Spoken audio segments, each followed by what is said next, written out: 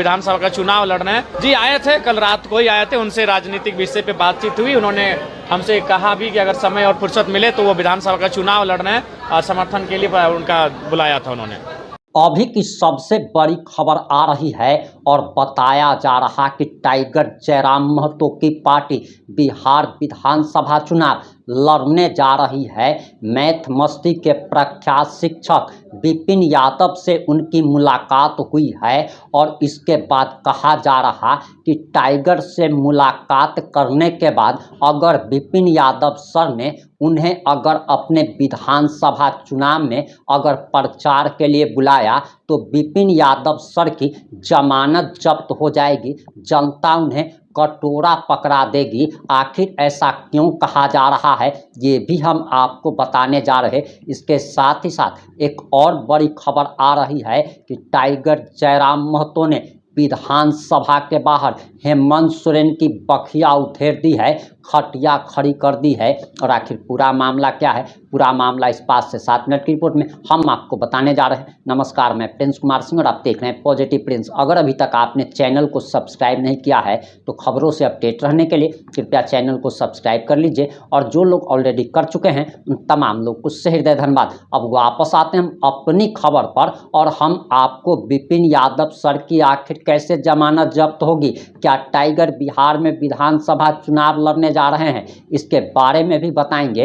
लेकिन सबसे पहले जरा आप ये वीडियो देखिए कि आखिर कैसे उन्होंने हेमंत सोरेन सरकार की खटिया खड़ी कर दी। और मैं लगातार उसके लिए प्रयत्नशील रहा हूँ, प्रयासशील रहा हूँ।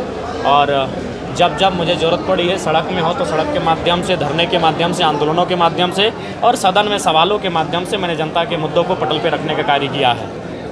सदन चल नहीं रहा है तो आप अलग तरीके से ध्यान हाँ, मैंने भी देखा कि सदन चल नहीं रहा है और सदन जब चल नहीं रहा है तो सवाल मेरे सदन के पटल पर तो आएंगे नहीं। तो मैंने सोचा कि क्यों ना सांकेतिक रूप से शब्दों में जो आवाज़ ना करे, बस शब्दों में मैं जाहिर करूं मेरे राज्यवासियों के मुद्दे और लोकतंत्र के चौथे स्तंभ के माध्यम से अपनी आवाज़ को उन तक पहुंचाऊं। चूँकि सदन तो चल नहीं रहा है तो ऐसे में लोकतंत्र का चौथा स्तंभ उनकी भूमिका जो महत्वपूर्ण रही है उसी की भूमिका के माध्यम से मैं अपनी आवाज़ को पहुँचा रहा हूँ। एनटीपीसी के खिलाफ भी लोग गोलबंद है जिस तरह से बरियातू। देखिए आज हमें लगता है कि आज जो परिस्थितियां हैं विस्थापित लोगों को लेकर, विस्थापन को लेकर, हमें लगता है कि आने वाले दिनों में राज्य के चप्पे चप्पे में आपको विस्थापितों के आंदोलन दिखेंगे और हिंसा भी दिखेगी, अराजकता भी दिखेगी अगर सरकार सचेत ना होती है तो।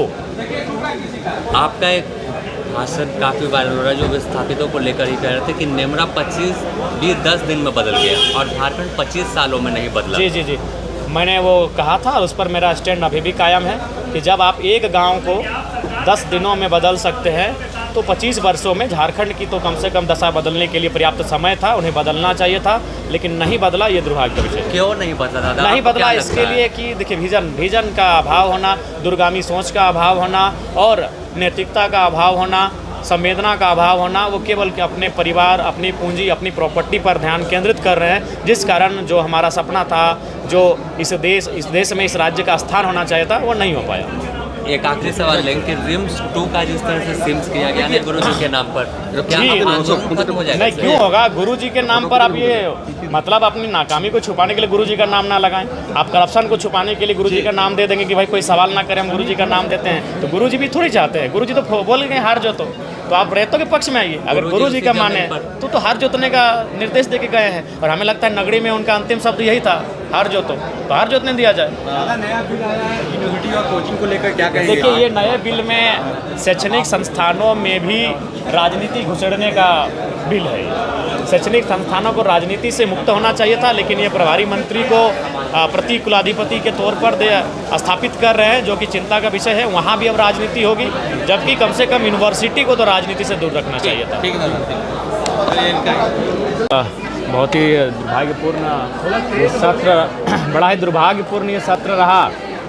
लाखों लोगों की उम्मीदों को लेकर, मुद्दों को लेकर सदन तक आए थे। उम्मीद थी कि सदन चलेगा तो मुद्दों को रखेंगे और मुद्दों के निराकरण के लिए सरकार पर दबाव बनाएंगे, लेकिन सदन ठीक ठाक नहीं चला। आज अंतिम दिन है और आज ऐसे में उम्मीद थी कि आज कम से कम सदन चले, लेकिन जैसा हंगामा देख रहे हैं हमें लगता है आज भी सदन कहीं हंगामे की भेंट ना चढ़ जाए।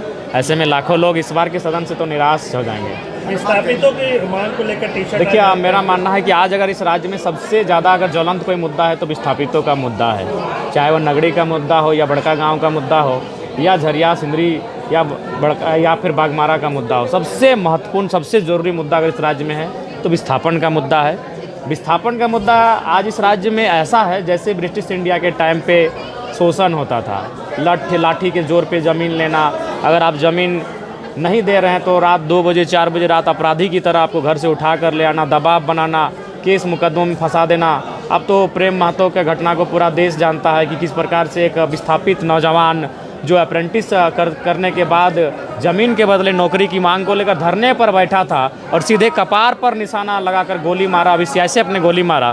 तो इससे बड़ा दुर्भाग्य और इस राज्य का क्या हो सकता है। इसीलिए मेरा मानना है सबसे ज्वलंत मुद्दा विस्थापितों का मुद्दा है, उसका निराकरण कम से कम करना चाहिए। और बिल्कुल केवल ये लोग विभागीय कार्रवाई का आश्वासन देते हैं लेकिन धरातल पर कुछ नहीं होता है। पिछले सत्र में ही माननीय मंत्री दीपक बिरवा जी ने कहा था 90 दिनों के अंदर विस्थापन आयोग का गठन कर लिया जाएगा और जो विस्थापित समस्याएं हैं उनका निराकरण किया जाएगा, लेकिन अभी तक आयोग का गठन नहीं हो पाया है। ये दुर्भाग्य और चिंता का विषय है।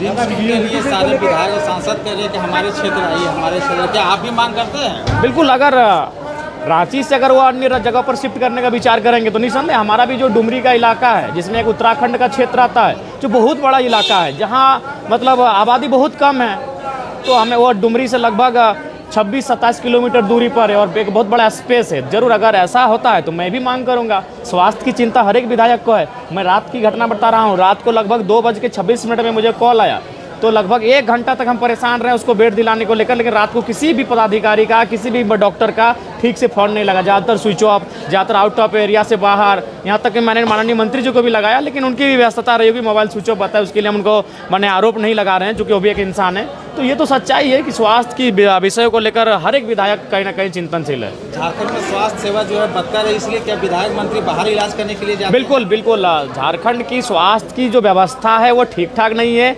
हमारे इंफ्रास्ट्रक्चर ठीक ठाक नहीं है, हमारे जो उपकरण होते हैं स्वास्थ्य संबंधित वो उपकरण ठीक ठाक नहीं है, जिस कारण अगर हमारे माननीयों को अगर जरा से छींक भी आती है, अगर खरोच फुंसी भी होता है तो वो दिल्ली, हैदराबाद, गुजरात चले जाते हैं इलाज के लिए। और आम व्यक्ति अगर वो मैंने बड़ा से बड़ा बीमारी का भी सामना करता है तो उसे रिम्स जैसे सरकारी अस्पताल में इलाज के लिए भर्ती होना पड़ता है और कभी कभी तो दम तोड़ देते हैं, ये भी सच्चाई है।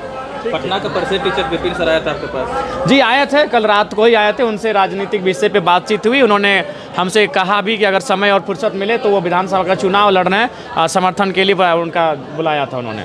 जयराम जी, क्या आप घायल पैर में चोट लगा हुआ है? देखिए, डॉक्टर का स्पष्ट कहना है कि आपको कम से कम 5 दिन बिना चहलकदमी के आराम करना होगा तभी ठीक होगा, और नहीं तो आप अपना उम्र है, आप अपना जिद में जो करना है करिए, लेकिन जो डॉक्टर हम आपको सलाह देंगे कि आपको कम से कम पाँव को 5 दिन रेस्ट देना होगा। तो हम बोले कि सदन के बाद ही ये संभव हो पाएगा। धन्यवाद। आपने बयान सुन लिया होगा।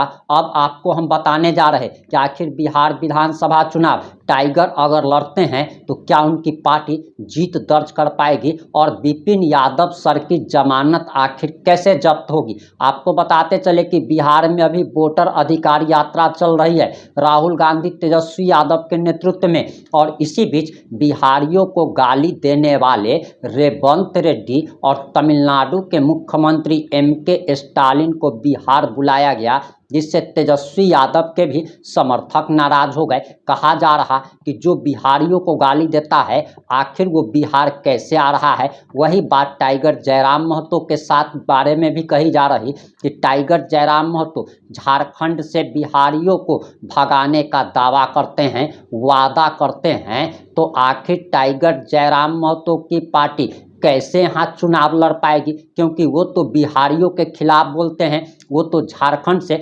बिहारियों को भगाने का दावा करते हैं, वादा करते हैं। उनकी पार्टी के नेता तो माँ, दादी, नानी की गंदी गंदी गाली बिहारियों को देते हैं, और यही बात के बारे में कहा जा रहा कि अगर टाइगर अगर चुनाव प्रचार करने अगर आते हैं तो विपिन यादव सर की जमानत जब्त हो जाएगी, क्योंकि ये तो बिहारी अस्मिता का सवाल है। लेकिन आपको बताते चले कि टाइगर जयराम महतो की पार्टी के बारे में बिहार की जनता का क्या कहना है, जरा वो भी जान लीजिए। बिहार की जनता कहती है कि टाइगर एक क्रांतिकारी क्रांतिकारी नेता हैं, लेकिन अगर वो बिहारियों की खिलाफत करना बंद कर दे, अगर बिहारियों के बारे में बुरा भला बोलना बंद कर दे, तब उनकी पार्टी जीत दर्ज करा पाएगी, वरना उनकी पार्टी के नेताओं की जमानत जब्त होना तय है। अब इन सब बातों पर आपकी क्या प्रतिक्रिया है, आप क्या सुझाव देना चाहते हैं? अपना सुझाव कमेंट बॉक्स में जरूर दीजिएगा।